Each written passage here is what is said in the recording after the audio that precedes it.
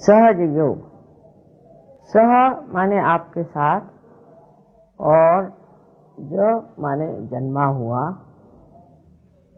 जो योग है माने जो ये आपका चित्त है, इसकी एकाकारिता इस चारों तरफ फैली हुई परमात्मा की प्रेम शक्ति से घटित होना ही योग है। और ये हर एक इंसान का जन्म सिद्ध अधिकार है। उसे प्राप्त करना, जैसे कि सहज का दूसरा अर्थ है आसान, स्पॉन्टेनियस। इसके लिए हमारे अंदर पूरी व्यवस्था है। कोई भी इंसान ऐसा नहीं है जिसके अंदर ये व्यवस्था नहीं। माने आपके त्रिकोणाकार अस्थि में, जिसे अंग्रेजी में सेक्रम कहते हैं, इसका मतलब है कि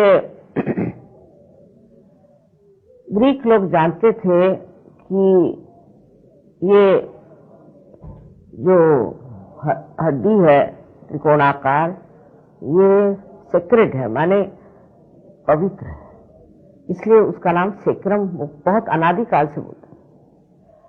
अब ये जो हड्डी है, इसमें इस त्रिकोणाकार अस्थि में 3.5 कुंडल डाल के जो शक्ति बसी है, उसे संस्कृत में कुंडलिनी कहते हैं। हमारे अंदर परमात्मा ने 3 और शक्तियां दी हैं।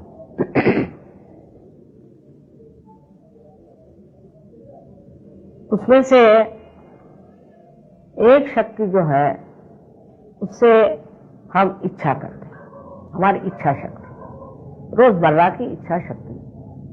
और दूसरी है जो हमें कार्यान्वित करती है। इसी से हमारे अंदर सिंपैथेटिक नर्वस सिस्टम पाली जाती है। उसका प्लावित होना इन्हीं 2 शक्तियों के द्वारा होता है। पहली शक्ति जिससे कि हम इच्छा करते हैं, उस शक्ति को जिस चैनल से प्रसारित किया जाता है, उसका नाम ईड़ा नाड़ी। और दूसरी शक्ति जो कार्यान्वित होती है, जो इच्छा है उसके लिए जो कार्य करते हैं, अपने अस्तित्व से और अपने शरीर से, वो वाली शक्ति, उसे हम कह सकते हैं कि right side sympathetic nervous system जो है वो चलती, पर उसका नाम पिंगला नाड़ी। इस प्रकार हमारे अंदर 2 चैनल, ईड़ा और पिंगला नाड़ी हैं। इसके अलावा हमारे अंदर एक तीसरी नाड़ी, जिसे सुषुम्ना कहते हैं, जो बीचों बीच होती है, जो मध्य मार्ग है। ये दोनों शक्तियां लेफ्ट और राइट से आकर इस तरह से मिल जाती हैं और बीच में चक्र बन जाता है, जैसे ये बना हुआ है चक्र। बीच वाले चक्रों के अंदर हमारी शारीरिक, मानसिक, बौद्धिक, सांस्कृतिक, यहाँ तक कि हमारी आध्यात्मिक सारी ही उन्नति बसी हुई। जब ये चक्र किसी तरह से खराब हो जाते हैं या इनकी शक्ति कम हो जाती है, नष्ट हो जाती है, तब हमें अनेक तरह के विकार हो जाते हैं, शारीरिक, मानसिक, बौद्धिक और आध्यात्मिक। तो ये जो हमारे अंदर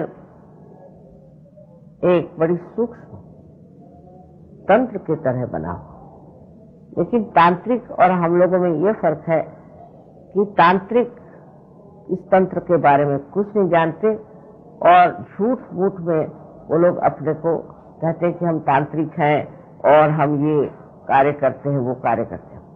पर अधिकतर तांत्रिक जो है वो भूत विद्या को इस्तेमाल करते हैं और उस भूत विद्या से वो लोगों को मेस्मराइज करते हैं। मोहिनी विद्या जिसे हम कहते हैं, इनके लिए प्रेत विद्या, श्मशान विद्या आदि अनेक नाम। अब हमारे अंदर जो ये शक्तियां हैं 3, उसके अलावा हमारे अंदर एक चौथी शक्ति। जब तक हम मनुष्य नहीं हुए तब तक इस चौथी शक्ति का प्रादुर्भाव नहीं,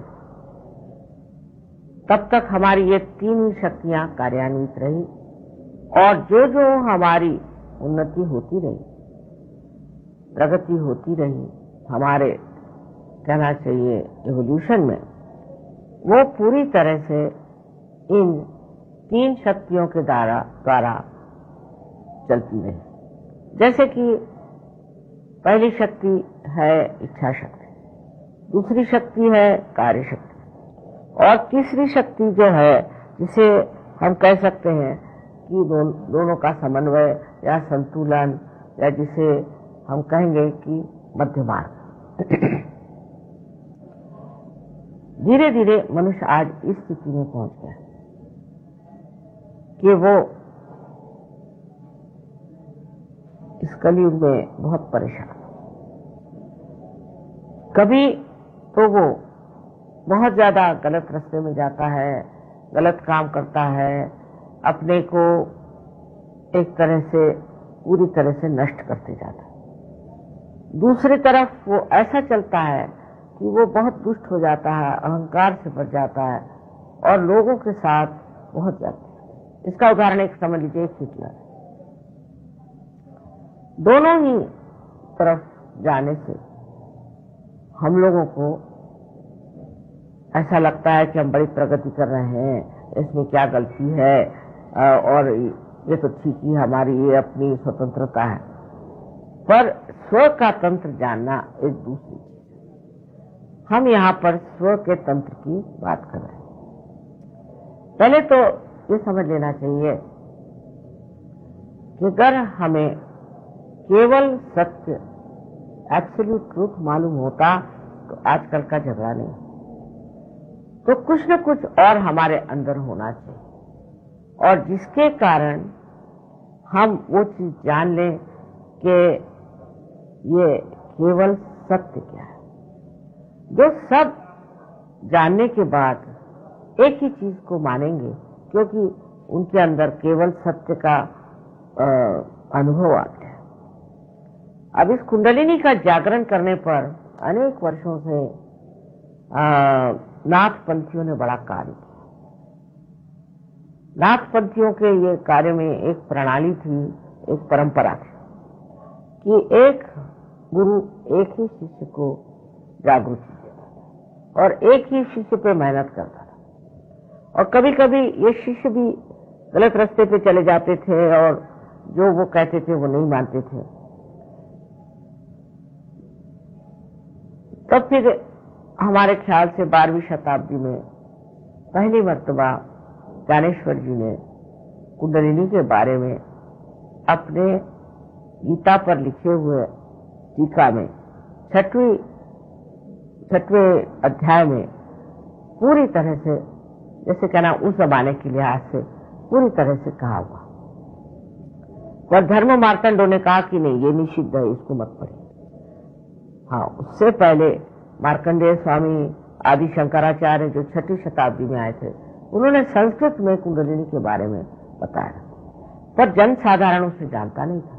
दूसरा ऐसे कि ये कार्य ही जब एक ही आदमी एक के साथ करेगा तो वो जनसाधारण में पहुंचता है। उसके बाद अनेक धर्म संसार में और फैल भी गए बहुत ज्यादा, पर कुंडलिनी के जागरण के बगैर कोई सा भी धर्म फलीभूत नहीं हो सकता, क्योंकि जो धर्म मनुष्य करता है वो बाह्यता होता है। हर तरह के उपकरण, हर तरह की कहना चाहिए इसे कि रिचुअलिज्म बहुत होगा और उस रिचुअलिज्म की वजह से इंसान धर्म से किसी भी तरह से लाभ नहीं उठा सकता। इसीलिए आज हम देखते हैं कि मनुष्य को धर्म के बारे में कुछ कल्पना नहीं। एक कहेगा कि मैं ईसाई हूं, एक कहेगा मैं मुसलमान हूं। अब ईसाई और मुसलमान धर्म तो बड़ा ही कठिन, क्योंकि ईसाई धर्म में ये लिखा है ईसा मसीह ने कि अगर आपकी एक आंख गलत काम करती है तो उसे आप निकाल दीजिए, और आपका अगर एक हाथ कोई गलत काम कर रहा हो तो उसे आप तोड़ दीजिए, काट दीजिए। मैंने तो किसी को देखा नहीं ऐसे ईसाइयों में। और मुसलमान धर्म तो उससे भी कड़क है। उन्होंने तो औरतों पर भी बहुत सारे ऐसे लगाए हैं लगाम कि जो सर्वसाधारण मनुष्य नहीं। ये तो जैसे कोई बड़े पहुंचे हुए देवदूतों के लिए कोई उन्होंने धर्म की जो बंधन बताए थे, वो तो सिर्फ वही लोग कर सकते और कोई कर नहीं सकते। तब फिर उससे क्या हो गया कि मनुष्य में एक ढोंग सा आ गया, धर्म एक ढोंग हो गया। धर्म अंदर जागरूक करने के लिए भी कुंडलिनी का जागरण होना चाहिए। इसका मतलब है कि मनुष्य के अंदर जब धर्म जागरूक होता है तो वो धार्मिक हो जाता है, उसे बताना नहीं पड़ता। कारण जब कुंडलिनी का जागरण होता है तो आपके आत्मा आपके चित्त में आ जाती है, अटेंशन आ जाती है। उसके प्रकाश में मनुष्य वही करता है जो उसके लिए सुखदायी हो, उसके लिए पोषक हो, कंस्ट्रक्टिव हो। और जो कुछ भी नाशवान है, नाशमय है, डिस्ट्रक्टिव है, उसे करता है। ये तो सिर्फ जब तक उसके अंदर आत्मा का प्रकाश जागरूक नहीं होता, वो सब गलत सलत काम करते रहता है। इसमें उसका कोई दोष नहीं। अंधेरे में अगर कोई आदमी चले और गिर जाए तो उसे कोई दोष नहीं देना चाहिए। उसी प्रकार की बात। तो आपके अंदर पहले ये सोच लेना चाहिए कि आप कहें हम इस धर्म के हैं, उस धर्म के हैं, और उसको लेकर आप झगड़ा करें या कुछ करें, तो ये गलत बात है। सारे धर्म एक ही आध्यात्म के पेड़ में आए हुए सुंदर फूल थे, इनको तोड़ लिया गया और तोड़ करके कह रहे हैं ये हमारा फूल है, ये हमारा फूल है, लड़ रहे हैं आपस में। परमात्मा के नाम पर आप लड़ कैसे सकते? क्योंकि परमात्मा तो प्रेम स्वरूप है, करुणामय, करुणा के सागर जो परमात्मा है, उनके नाम को लेकर के लोग लड़ते हो ही नहीं सकते, क्योंकि उन्होंने अभी तक परमात्मा को जाना नहीं, उनकी शक्ति को प्राप्त नहीं किया। सहज योग में मैंने देखा है कि हजारों लोग एक साथ इस गति को प्राप्त कर सकते।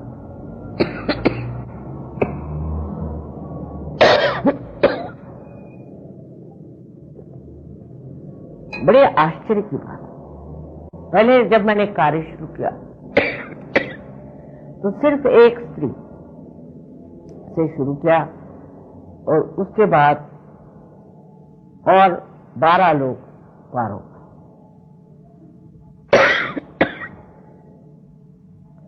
जब अनुभूति आ जाती है तब आप महसूस करते हैं कि चारों तरफ फैली हुई ये चैतन्य सृष्टि एक ठंडी ठंडी बहुत आह्लाददायी शक्ति है, जो आप अपने उंगलियों के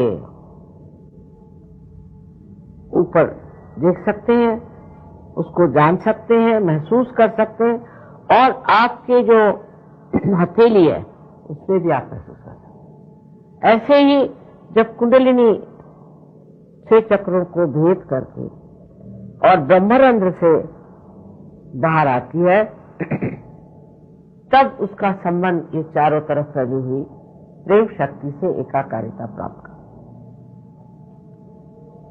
जब तक आपका कनेक्शन ही नहीं हुआ, तब तक आप किस तरह से जान सकेंगे कि ये प्रभु की शक्ति, प्रेम की क्या चीज है। और आज ऐसा समय आ गया, ऐसी कोई विशेष बात है आज का कि इतने लोग परमात्मा को खोज रहे हैं, सत्य को खोज रहे हैं। ऐसा कभी भी नहीं हुआ था। और उस खोज में जब उन्हें अनुभूति आ जाती है और जब वो अपनी ओर नजर करते हैं तो उन्हें आश्चर्य होता है कि मैं कल इस कदर शराबी था, ये करता था, वो करता था, और ये सारा मेरा जो कुछ भी जीवन में एक बड़ा भारी कर्तव्य बना हुआ था, वो एकदम कैसे छूट गया। मैंने ऐसी कौन सी बात की कि छूट गया। धीरे धीरे इस शक्ति से, आत्मा की शक्ति से आप देखते हैं कि आप स्वयं ही बड़े शक्तिशाली हैं, और आप देखते हैं कि इस आत्मा की शक्ति से आप दूसरों को भी प्रकाश दे सकते हैं। हमने देखा है लोग बहुत से पहले स्टेज पर भी जाने के लिए डरते थे, अब तो बड़े बड़े वक्ता हो गए। जो लोग कभी कविता करना नहीं जानते वो कविता करने लगे। बड़े बड़े गाने वाले लोग हैं, म्यूजिशियंस हैं, और बहुत सारे चित्रकार लोग हैं, वो कहां से कहां पहुंच गए। ये तो सिर्फ एक सृजन शक्ति की बात मैं कर रहा हूं, पर अनेक शक्तियां हमारे अंदर हैं जिन्हें हम नहीं जानते, और वो आत्मा के प्रकाश में जागरूक होकर के कार्यान्वित होते हैं। हम लोग अपने बारे में जानते ही नहीं। असल में हम कहते हैं ये मेरा हाथ है, ये मेरी नाक है, ये मेरा सर है, ये मेरी बुद्धि है, और ये मेरा विचार है। तो ये मेरा मेरा जो कह रहे हैं ये कौन है? ये अगर पूछा जाए कि मैं कौन हूं, उसका जवाब नहीं। लेकिन आप से और ब्रह्मरंध्र को छेदते हुए इस चारों तरफ फैली हुई प्राप्त करते हैं। आपके हृदय में बसा हुआ आत्मा भी आपके चित्त में प्रकाशित हो जाता है। तब आप समझते हैं कि मैं ये शरीर, बुद्धि, मन, अहंकार आदि उपाधि नहीं, मैं स्वयं शुद्ध आत्मा। बड़ा भारी सत्य जो बड़ा गोपनीय रहा आपके सामने आ जाता है। आप जानते नहीं कि आप आत्मा हैं, और जब ये घटित हो जाता है तब बोध आपके अंदर होता। अब शब्द बोध बहुत जरूरी है। ये संस्कृत का शब्द है बोध। बोध से ही बुद्ध हुआ। माने ये कि आपकी जो सेंट्रल नर्वस सिस्टम है उस पर आप महसूस करते हैं इस शक्ति, उस पर आप अपने चक्रों को महसूस कर सकते हैं, आपकी उंगलियों को। उस पर आप दूसरों के चक्रों को भी महसूस कर सकते हैं।